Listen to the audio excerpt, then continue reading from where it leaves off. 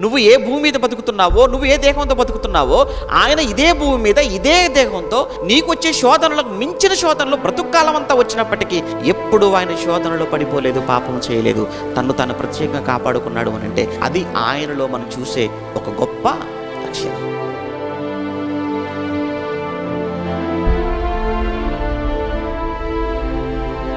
ఇక బోధలు అంటావా, యేసు ప్రభు 12వ ఏట ఆయన మాట్లాడిన మాటలకు వాళ్ళు విస్మయం పొందారు అని రాయబడితే, మరి 30 ఏట మాట్లాడే మాటలకు బోధకు ఇంకెలా ఉండాలి చెప్పండి. అందుకే ఆయన బోధ ఆశ్చర్యం, శత్రువులకు సైతం వణుకు పుట్టించిన బోధ.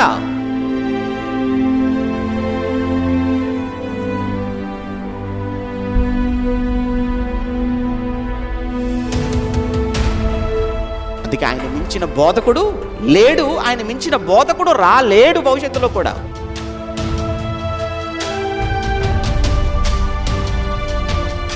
ఆయన గురించి చెప్పాను కదా, ఆయన గురించి మాట్లాడుతూ వెళ్ళిపోతూ ఇలా ఇలా ఇలా ఒక శోధన గురించి ఒకటి చూసాం, బోధ గురించి ఒకటి చూసాం, ఆయన అద్భుతాల గురించి మాట్లాడుకోవచ్చు, ఆయన జీవితం గురించి చూడొచ్చు, ఆయన మరణం గురించి చెప్పొచ్చు, ఆయన పునరుత్థానం గురించి చెప్పొచ్చు. ఇలా అన్నింటిలో టాప్ అండి ఆయన.